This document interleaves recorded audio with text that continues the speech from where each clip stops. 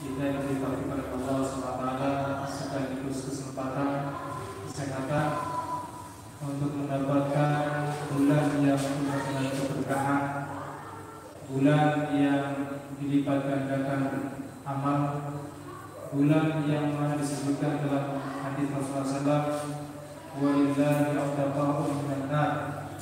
Allah memberikan pembebasan dari api neraka pada setiap malam bulan Ramadan. Wajah juga bulan hari dan setiap yang menyebutkan setiap hari, berarti setiap hari dan setiap malam Allah memberikan pembebasan kepada orang-orang yang Allah kehendaki pembebasan dari api neraka. Mudah-mudahan kita mendapatkan kesempatan tersebut dan bisa mendapatkan puncaknya itu malam yang lebih baik dari 1000 bulan, yaitu malam Ramadan. Dan insya Allah pada kesempatan kali ini sebelum kita masuki bulan Ramadan, ada beberapa hal terkait dengan tema kita, yaitu tauhid. Apakah ada hubungannya antara tauhid dengan Ramadan, amaliyah maupun ibadah yang dijalankan yang akan dilakukan oleh setiap hamba yang ingin mendapatkan pahala dan keutamaan serta kemuliaan di bulan Ramadan tersebut. Sebagaimana kita ketahui, kalau kita bicara tentang tauhid adalah pembahasan tentang imaniyah atau sesuatu yang menguatkan keyakinan, yang itu adalah fondasi dan dasar. Terus apa hubungannya kita korelasikan dengan puasa atau Ramadan? Para ulama membahas dan menyebutkan ada beberapa hal atau hubungan yang erat antara tauhid dengan puasa atau tauhid dengan amalan di bulan Ramadan. Seperti apa hubungan erat dan kaitannya? Di antara ulama menyebutkan seperti hubungan antara roh dan jasad.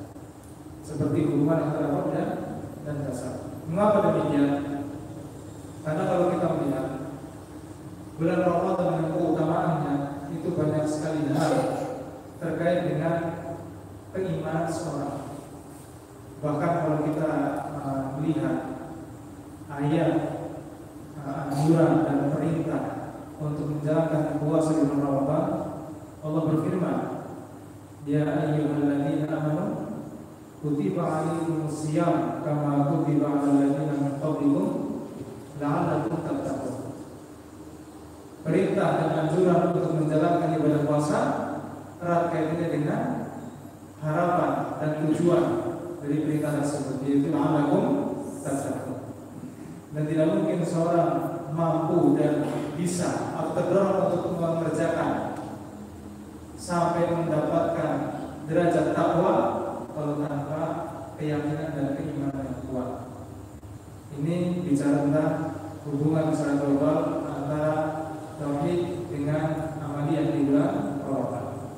Oleh karena itu, tidaklah salatnya kita ingin menyebutkan hubungan antara tauhid dengan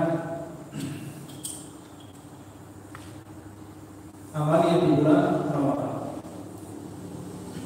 atau ibadah puasa secara umum di bulan Ramadan. Sebagaimana kita ketahui,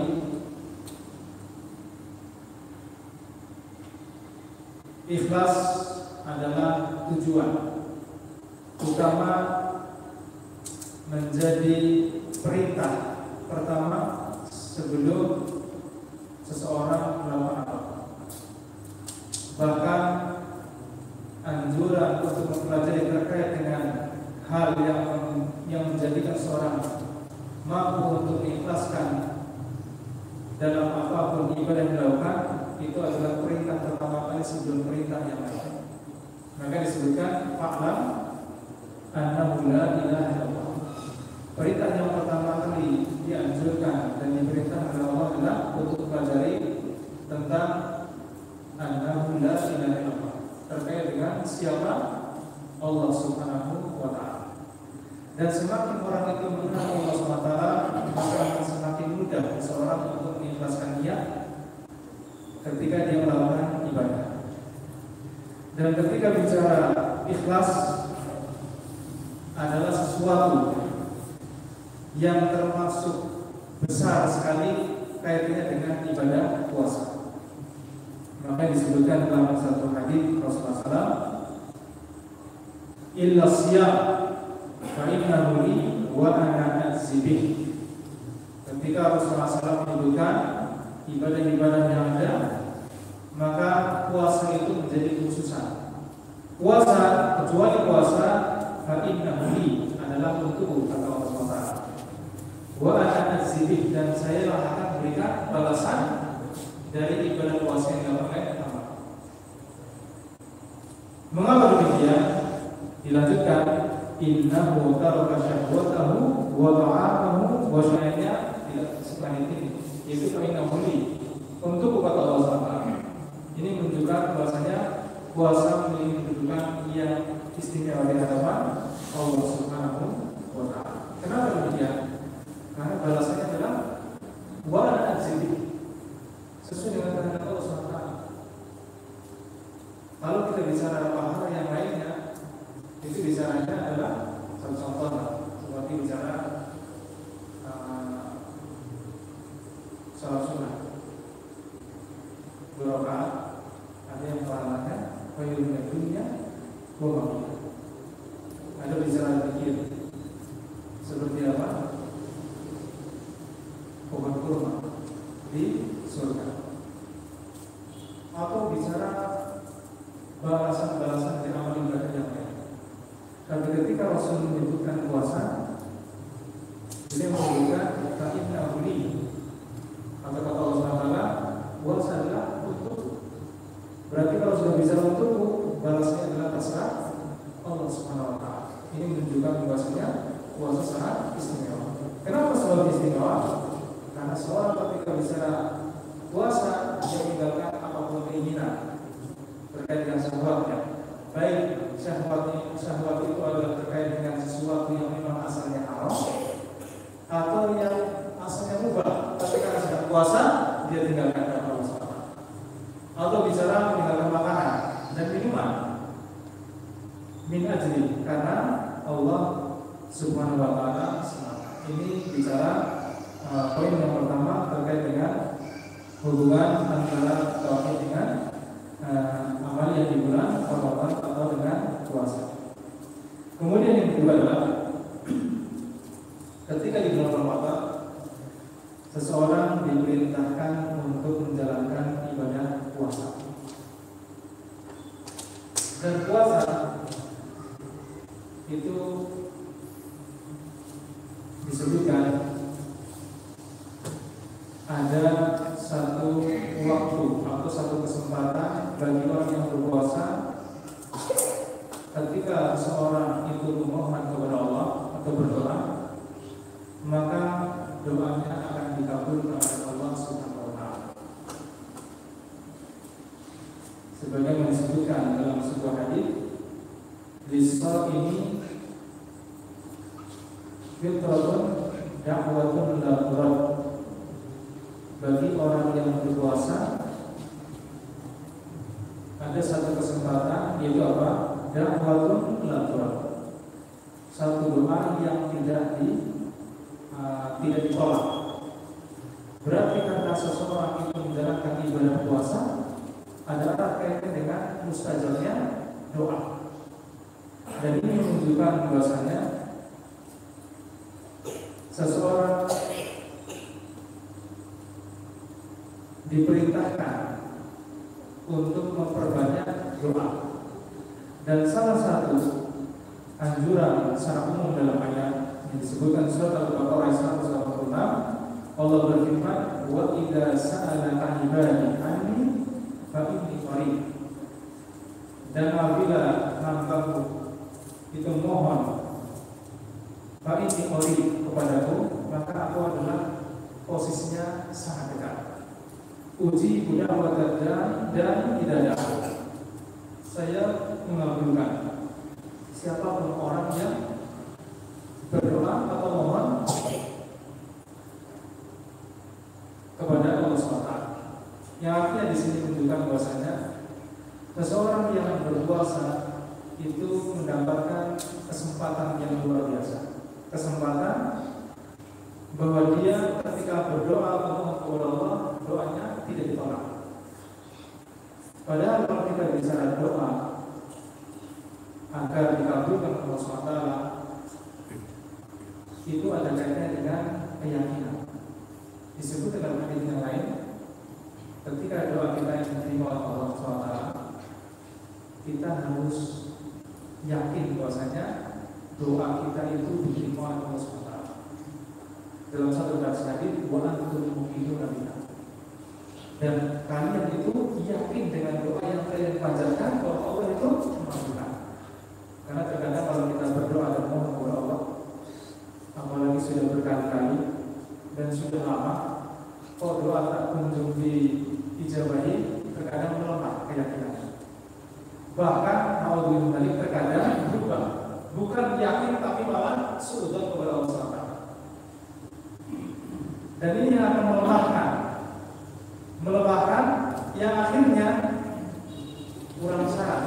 Bagaimana Allah akan mengabulkan kalau tidak yakin dengan doa yang dia panjatkan? Padahal siapapun yang kepingin doa yang dikabulkan, dia harus yakin bahwa doanya adalah dikabulkan oleh Allah SWT. Tidak kemudian berbalik malah suudzon kepada Allah. Karena ketika kita bicara doa yang dipanjat oleh seorang hamba, Allah mengabulkan bukan dengan satu cara, tapi Allah mengabulkannya itu dengan caranya Allah SWT. Kadang orang minta A, dikasihnya B. Mintanya merah, dikasihnya putih. Atau bahkan sebaliknya, tidak ada tanda-tanda sama sekali yang dia minta. Karena subhanallah disebut dalam satu hadis, Allah ketika mengabulkan doa seorang hamba itu bisa dengan 3 cara. Sesuai dengan kehendak Allah SWT. Bisa Allah berikan langsung di dunia, cash. Minta 10 dikasih 10, minta merah dikasih merah, minta hitam dikasih hitam. Ini yang pertama. Yang kedua, Allah simpan. Semakin banyak minta, semakin gak kelihatan. Allah kata, kamu Allah berikan nanti di hari kiamat. Nanti di hari kiamat. Sebagai apa? Tabungan. Ini cara yang kedua. Yang ketiga, Allah hindarkan sesuatu dari hal yang tidak dia sukai atau bahasa mungkin musibah. Ini menunjukkan bahasanya doa yang dipanjatkan oleh seorang hamba itu sudah tidak sia-sia. Karena bisa Allah memberikan di dunia langsung, atau kemudian Allah simpan nanti Allah berikan di akhirat, atau Allah hindarkan sesuatu yang dia tidak minta. Cuma terkadang kita melihatnya hanya apa yang kita minta.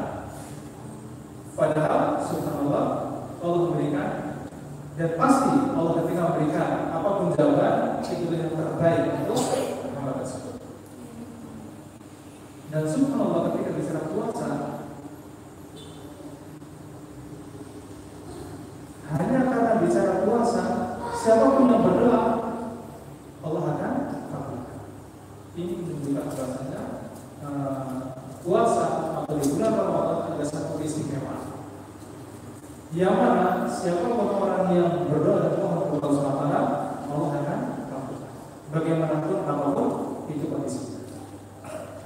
Ini hubungan yang kedua antara tauhid dengan puasa atau ibadah dan amalan di bulan Ramadan.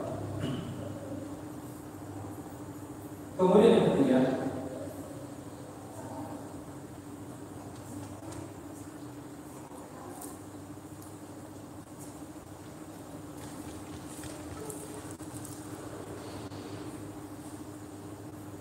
syafaat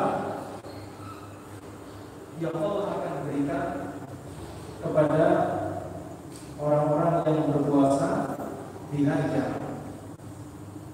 Dan syafaat juga merupakan hal yang menjadi dambaan siapapun orang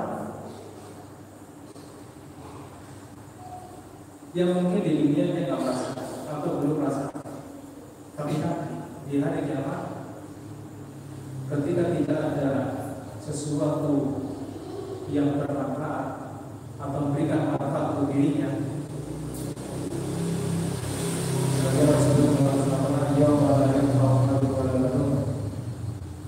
tidak ada manfaat anak ketika di dunia maupun harta yang dia temukan ketika di dunia, kecuali apa? Modal. Illa man Allah bi qalbin salim, kecuali yang menghadap Allah dengan hati yang bersih. Lalu kita melihat bersihnya hati tidak mungkin tanpa akidah dan tauhid yang benar. Karena hanya bicara asupan tauhid yang benar dan akidah yang benar yang akan menyehatkan hati seorang. Ketika salah, maka akan salah dan sakit. Dan ketika sakit, maka hidupnya dia jauh dengan Allah, dan di akhirat dia tidak akan mendapatkan syafaat.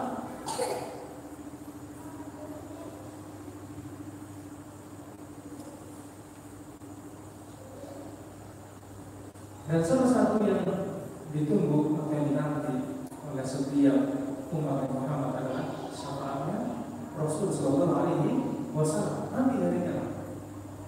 Ketika semua makhluk itu diam, maka syafaat Rasul itu yang misalnya panjang di dalam hadis, mereka berbondong-bondong kemudian menghadap minta syafaat kepada Nabi Adam, kemudian misalnya ke Nabi Musa, dan seterusnya sampai kepada Nabi Muhammad Sallallahu Alaihi Wasallam. Sampai akhirnya disebut dalam sebuah hadis Rasulullah SAW sujud. Kemudian Allah memerintahkan irfa' ra'sak isfa'u syafa' salqqa, angkat kepalamu, kemudian mintalah syafaat, aku akan berikan syafaat. Dan mintalah sesuatu, saya akan berikan kata Allah SWT dari yang ini menunjukkan bahasanya syafaat nanti itu ditunggu oleh setiap hamba dan setiap orang. Tapi ketika kita bicara Ramadan dan puasa, Allah menyebutkan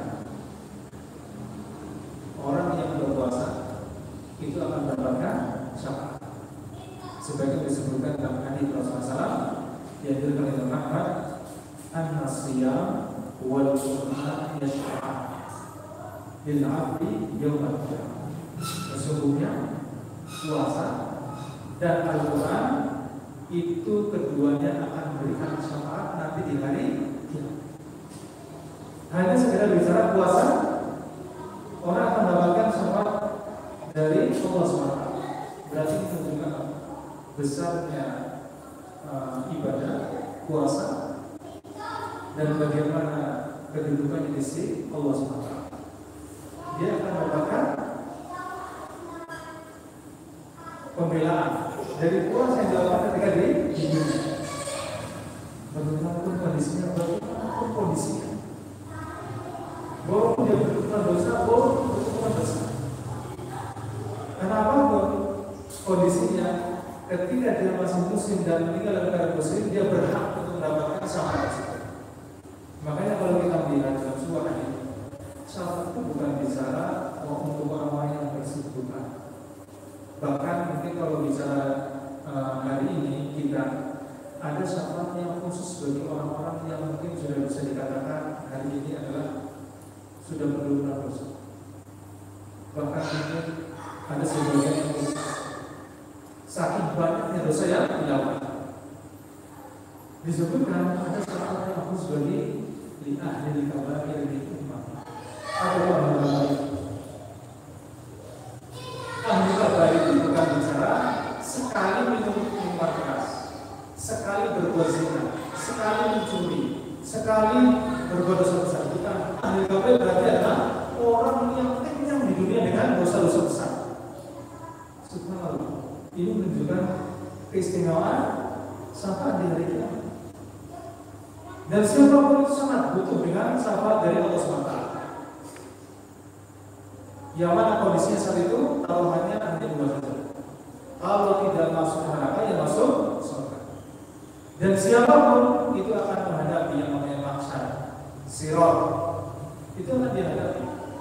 Yang disebutkan bagaimana kondisinya, panasnya, kemudian bicara tanah yang dipijak, kemudian bicara kepanikan saat itu, dan kemudian bicara hukum yang diterima oleh masing-masing orang, bahkan dibuat oleh Allah SWT karena perbuatan dirinya. Ini menunjukkan bahasanya sahabat itu adalah sesuatu yang luar biasa. Kenapa? Karena ketika sudah bisa melakukan siapa atau beberapa orang, sudah ibaratnya hidup Allah menciptakan kemudian Allah berikan anugerah. Makanya pernah disebutkan dalam satu hadis yang mungkin ini bisa berikan harapan kepada siapapun yang mungkin bukan pernah berbuat dosa besar, tapi bergumuran dosa yang dosa besar. Disebutkan di hadis kita. Hadis kita itu adalah kartu. Hadis kartu. Ada apa dengan kartu? Ada apa dengan kartu? Atau hadis kita? Disebutkan ada seorang hamba. Ini bicara tentang seorang muslim.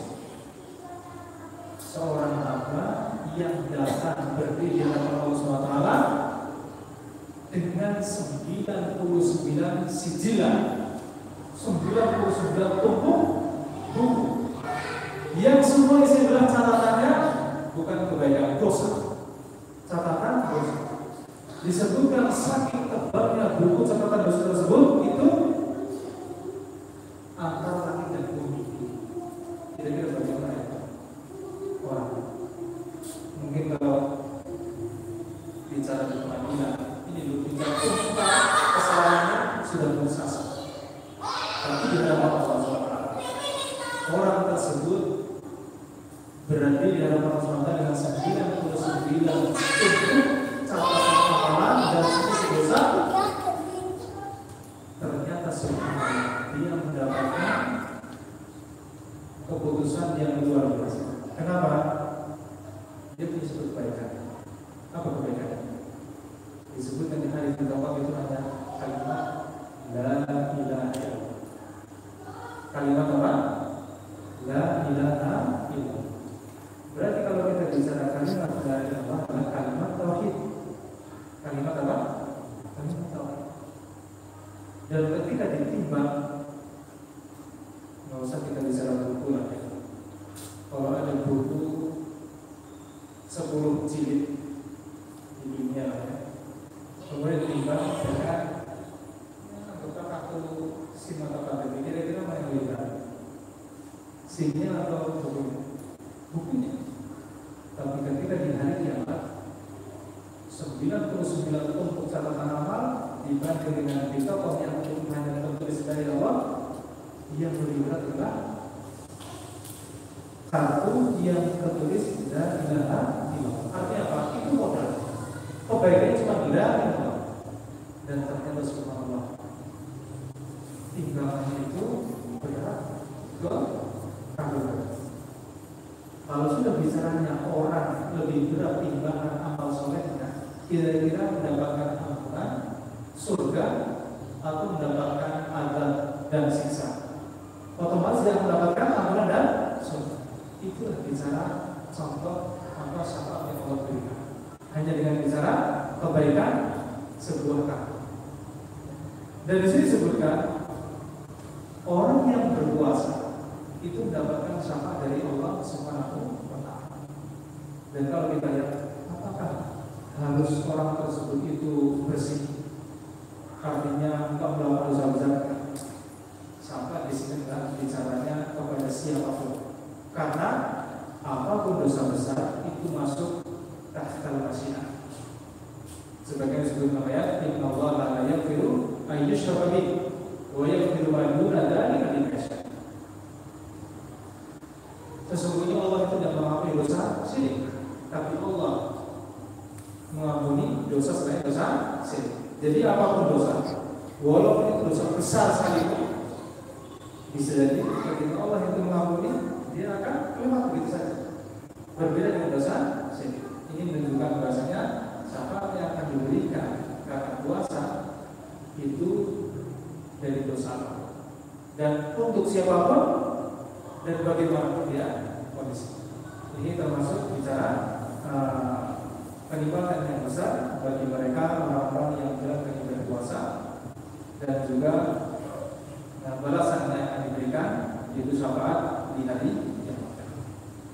Kemudian hubungan yang berikutnya adalah ini perkara yang cukup sensitif. Perkara yang cukup sensitif. Itu apa? Itsbatu sifatul ulu lillah. Bulan Ramadan dan juga amalia di bulan Ramadan itu erat kaitannya dengan keyakinan seorang hamba bahwa Allah itu posisinya di tempat yang tinggi. Betul tak sih? Mengapa demikian?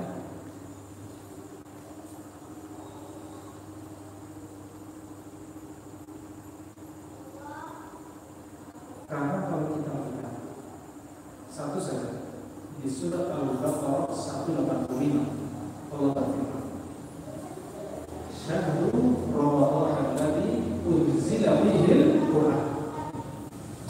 Syahrul Ramadan, bulan Ramadan alladzi unzila fihi al-Qur'an, yang mana bulan Ramadan adalah diturunkannya Al-Qur'an. Kalau kita melihat turun itu dari tempat rendah ke tinggi atau tinggi ke rendah? Tinggi ke rendah. Berarti ini menunjukkan bahasanya Allah itu posisinya di tempat yang dan ini atau bicara keyakinan ini itu sesuai dengan informasi ketika praktek dalam kehidupan sehari-hari dan ketika beribadah yang disebutkan oleh Allah Al-Quran, yang disebutkan oleh Rasulullah Al-Hadid, dan banyak lagi bukti yang lain. Dan salah satunya adalah bicara diturunkannya Al-Quran di bulan Ramadan. Al-Quran itu kalau kita lihat di surah dan ayat yang lainnya itu berapa ayat turun? 2 kali diturunkan. Yang pertama apa? Inna anzalnahu fi lailatul qadar. Allah menurunkan Al-Quran pada malam Lailatul Qadar. Itu dari mana? Jelaskan dari langit 7 ke langit bumi. Itu jumlah waktunya 1 kali turun. Turun berikutnya itu dari langit dunia ke Rasul. Itu yang disebut munajjah. Berangsur-angsur dari mulai Rasul diangkat dari Rasul sampai Rasul meninggal. Berapa tahun? 23 tahun. Berarti menunjukkan bahasanya Al-Quran itu turun dari tempat yang tinggi. Makanya ketika kita bisa doa, apa yang kita ucapkan ketika sujud? Subhana rabbiyal a'la. Dan ketika kita bicara ayat Allah Al-Arsy, di mana arsy Allah? Di atas. Di mana Allah disebut dalam hadis sama? Di mana? Di langit. Ini menunjukkan bahasanya Allah itu posisi tempat yang dan ini terkait dengan keyakinan yang benar yang harus diakini oleh setiap muslim. Dan kita berpikir seperti itu. Apakah benar Allah itu tempatnya apa posisi tempat yang tinggi? Kalau orang doa itu angkat tangannya ke mana? Otomatis langsung angkat tangan ke atas. Ini menunjukkan fitrah manusia itu mengatakan begitu. Dan ini sebagaimana yang disebutkan oleh Allah di banyak dari Al-Quran dan hadits Rasul Sallallahu Alaihi Wasallam. Dan ini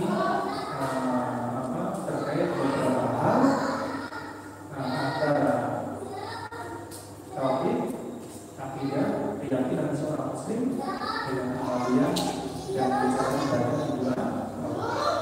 Dan masih banyak lagi terkait dengan hubungan yang erat antara bulan Ramadan, amalia di bulan Ramadan, ibadah di bulan Ramadan dengan tauhid ataupun akidah seorang muslim.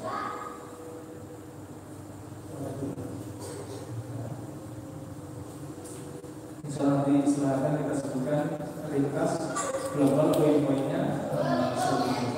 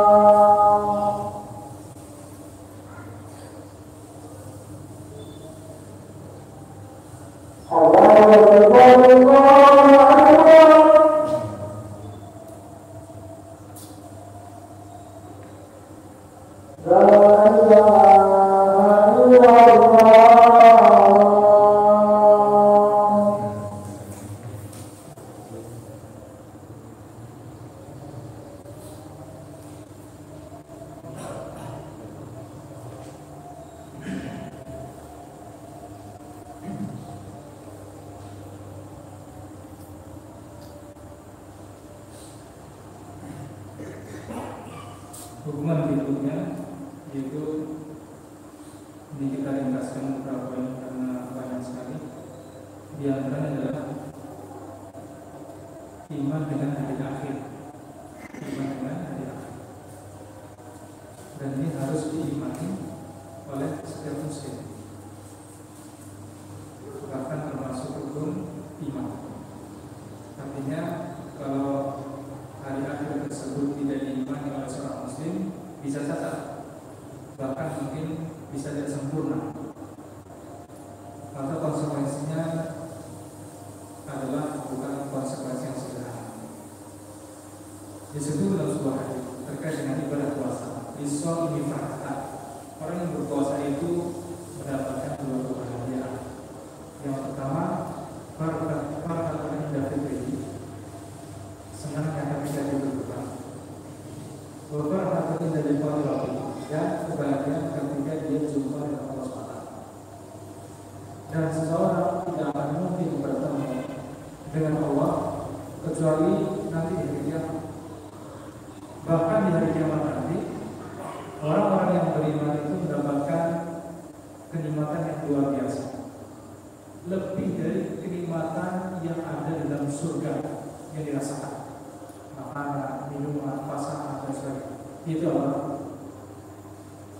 Melihat wajah Allah SWT. Berarti menunjukkan bahasanya puasa atau apapun ibadah di bulan Ramadan itu terkait erat dengan bicara keyakinan dan keimanan seorang pada hari kiamat. Berikutnya adalah keimanan seorang hamba dengan surga dan neraka.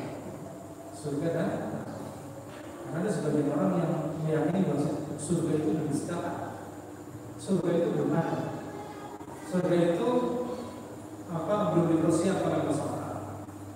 Padahal disebutkan dalam sebuah hadis, idza ja'a Ramadan, ketika masuk bulan Ramadan, futihat abwaabul jannah, pintu surga dibuka. Berarti kalau bisa pintu surga dibuka, sudah ada belum? Sudah. Dan ini menjadi keimanan, keyakinan bahwa surga itu sudah Allah ciptakan. Dan ketika masuk bulan Ramadan, Allah buka pintu. Wa lipat abwaabun nar, dan pintu neraka Allah tutup. Berarti neraka juga Allah sudah ciptakan. Wa sufidat asyayatin, dan Allah ikat maradat asyayatin. Apa yang kalau kita bisa itu setan-setan yang jahat, jin yang jahat. Ini dia bicaranya dengan kok setannya. Ini diikat oleh Allah SWT. Jadi juga ditambahkan ada kaitan dengan keimanan seorang muslim terhadap makhluk halus. Karena ada sebagian yang tidak beriman dengan jin, dan jin ciptaannya berbeda dengan manusia, dan berbeda juga bahannya dengan penciptaan mereka. Disebut dalam satu riwayat khuliqat malaika min nur.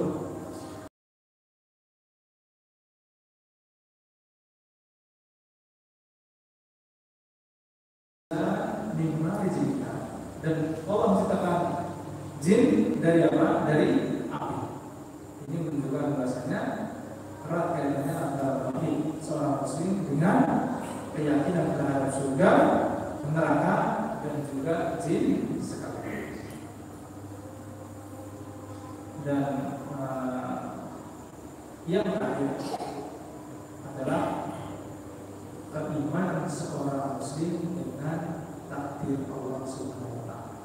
Dan ini perkara yang tidak sedikit yang salah paham.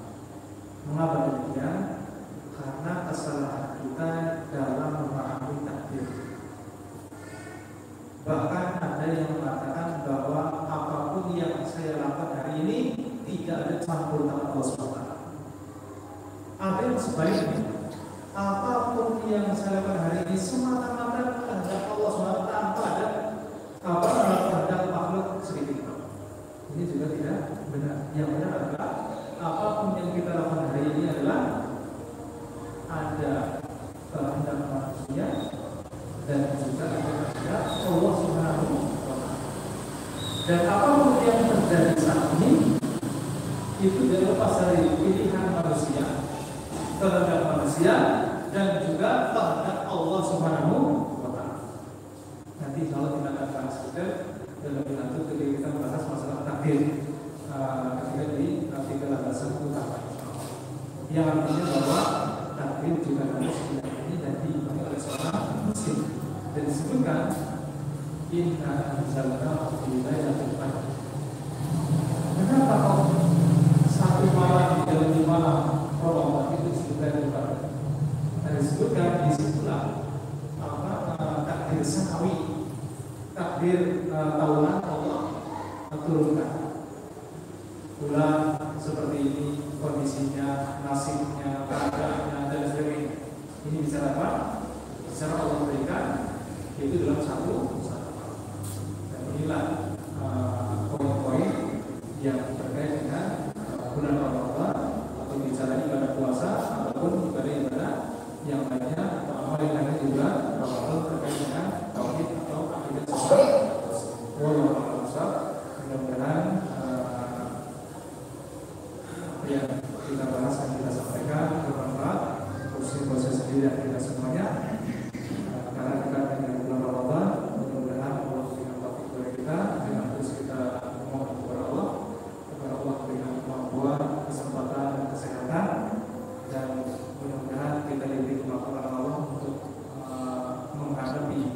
dan memasuki bulan Ramadan dengan penuh semangat dalam arti